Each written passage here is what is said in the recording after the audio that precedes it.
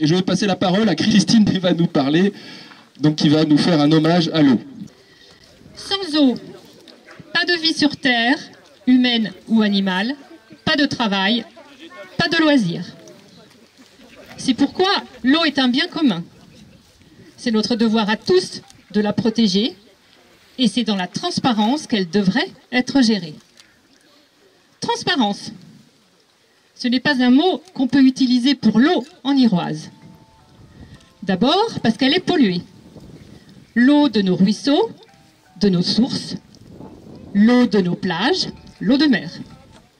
Même l'eau de pluie est désormais si polluée qu'on nous demande de ne pas la boire.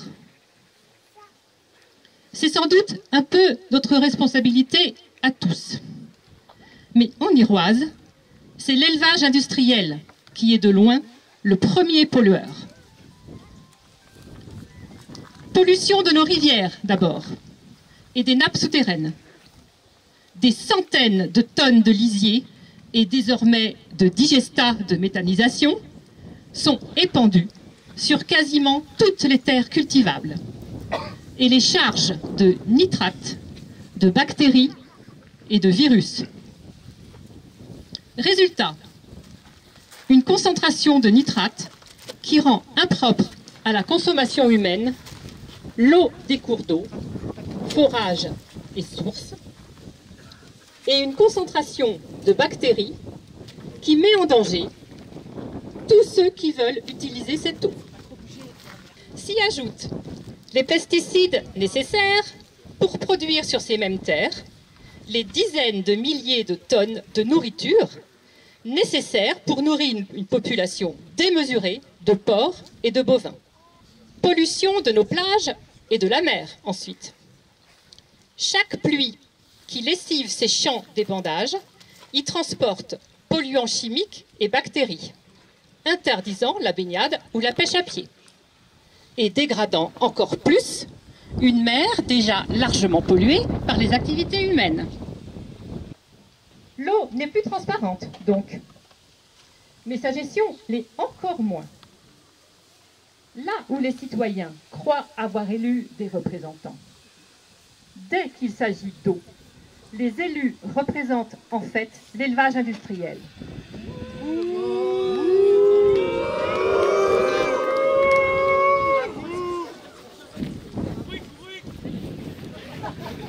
Maires ou conseillers, ceux qui sont désignés comme vice-présidents chargés de l'eau, l'assainissement, la biodiversité, ou qui sont censés nous représenter dans les instances comme la commission locale de l'eau. Ce n'est pas nous qu'ils représentent, mais l'élevage, qui les tient sous sa coupe, les emploie ou les récompense.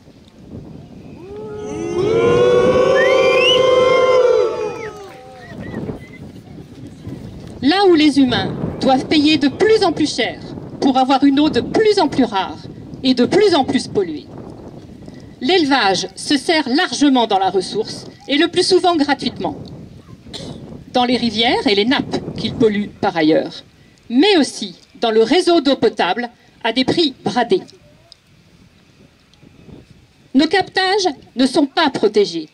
Incroyable, mais vrai. Les zones de protection sont identifiées, dessinées, mais non mises en œuvre depuis 40 ans par les collectivités et l'État, dont c'est pourtant la responsabilité. C'est l'élevage qui décide, ni le maire, ni la collectivité, ni le préfet.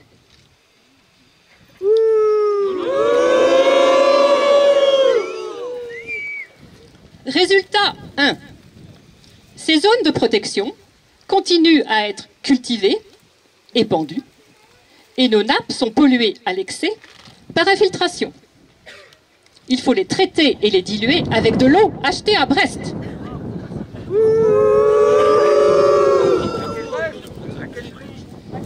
À quel prix? Résultat 2. À Landunvèze et dans les communes voisines, l'eau coûte 3 fois plus cher que partout en France.